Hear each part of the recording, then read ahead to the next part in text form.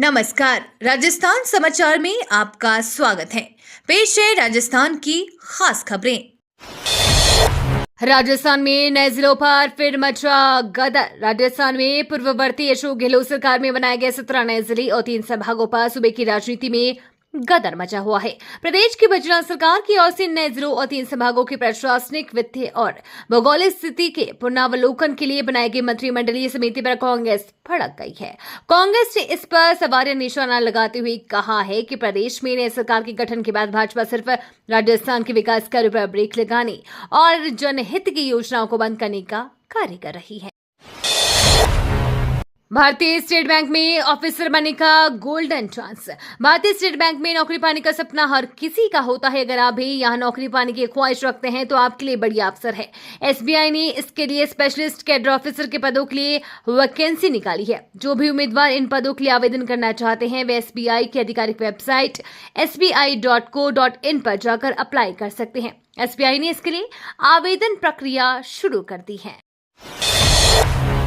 819 करोड़ से ज्यादा की लागत से राजस्थान में यहां बनेगा बुलेट ट्रेन का ट्रायल ट्रैक। देश का पहला करीब 819.90 करोड़ की लागत से bullet train trial track Rajasthan के डीडी वाना जिले के नवा और मिठड़ी में बनने जा रहा है। नमक की क्यारियों के बीच में करीब 60 किलोमीटर लंबा ट्रैक बन रहा है, जिसका सितंबर तक काम पूरा हो जाएगा। बुलेट ट्रेन ट्रायल के लिए 4 स्टेशन बनाए गए हैं: गुड्डा, जाबरी नगर, नवा और मिठड़ी। इनमें नवा सिटी को मुख्य स्टेशन रखा है। वहीं इस पूरे ट्रैक में तकरीबन 125 अंडर और ओवर ब्रिज बनाए गए हैं। यह बुलेट ट्रेन ट्रायल देश का पहला ट्रायल बैंक बना हुआ है।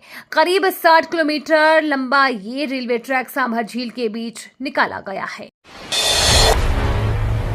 19 जून को होगा राजस्थान विश्वविद्यालय का दीक्षांत समारोह। राजस्थान का सबसे बड़ा विश्वविद्यालय राजस्थान विश्वविद्यालय जयपुर, जहां से अब तक करोड़ों लोगों ने शिक्षा प्राप्त की और देश दुनिया में अपना नाम रोशन किया है। हर साल की तरह इस साल भी 19 जून को राजस्थान के विश्वविद्यालय में 33वां दीक्षांत समारोह मनाया जाएगा, जिसमें 126 छात्र छात्राओं को गोल्ड मेडल और 467 को पीएचडी की उपाधि से नवाजा जाएगा। इस दीक्षांत समारोह में सबसे ज्यादा खुशी का मौका बेटियों के लिए होगा, क्योंकि 126 स्टूडेंट्स में से 102 छात्राओं को गोल्ड मेडल दिया जाएगा।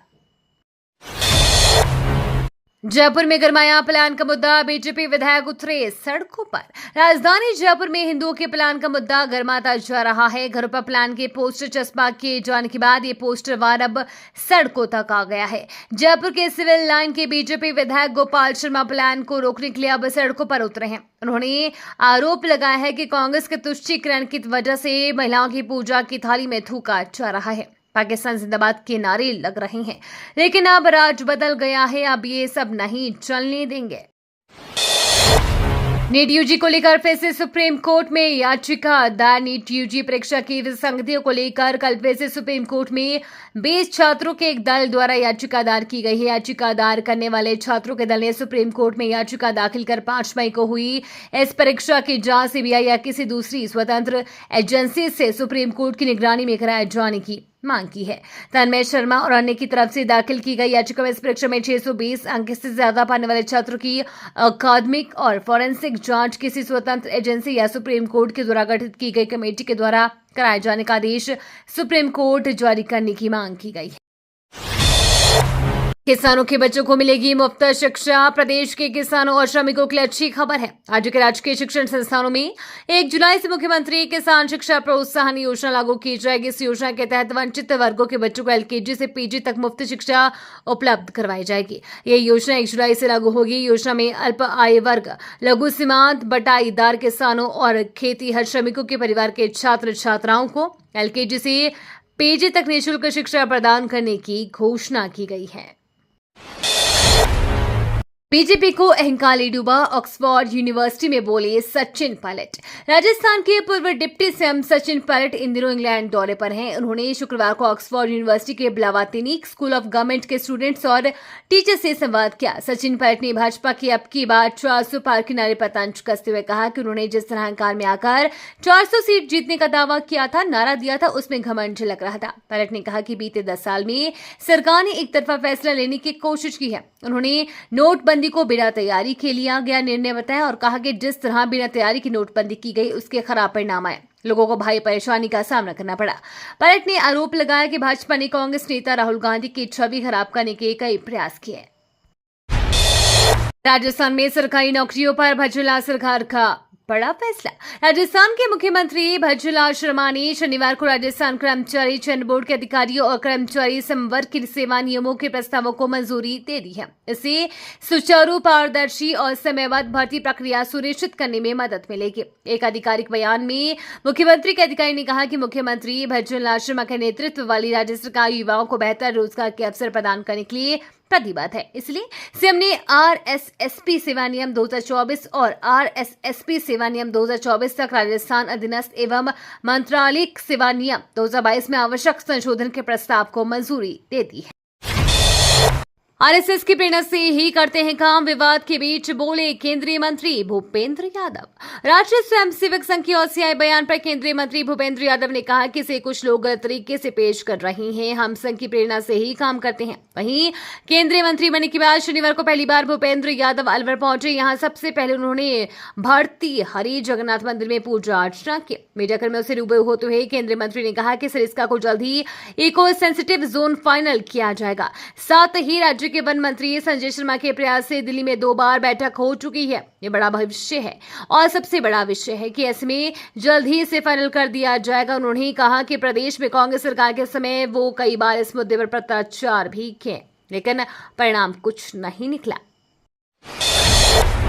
तो गहलोत के चरणों में जाकर बैठ गए थे। ज्योति मिर्धा का हनुमान बेनीवाल पर अटैक। राजस्थान के नागौर से भाजपा प्रत्याशी रही ज्योति मिर्धा शनिवार को आरएलपी सुप्रीमो और नागौर से सांसद हनुमान बेनीवाल को चुनौती देते हुए बोली कि वे अब तक घालमेल और बेसाखियों की राजनीति करते आए हैं। दम है तो अकेले चुनाव लड़के दिखाए। ज्योति मिर्धा ने शनिवार को मीडिया से बात करते हुए कहा कि लोकसभा चुनाव परिणामों की समीक्षा को लेकर बैठक होनी चाहिए। बैठक में चर्चा होती है तो खामियों का पता लगता है और भविष्य में उन गलतियों की पुनरावृत्ति न हो, इस पर निर्णय लिया जाता है। मिर्धा ने कहा कि आने वाले समय में उपचुनाव होंगे। इन उपचुनावों में लोकसभा चुनाव के दौरान कई गलतियों को सुधारने की जरूरत है ताकि आगे इसका लाभ मिल सके। उन्होंने कहा कि भाजपा में अच्छी बात यह है कि यहाँ पर अच्छे बुरे सभी परिणामों पर चर्चा होती है, मंथन होता है और उनमें सुधार करने का प्रयास किया जाता है।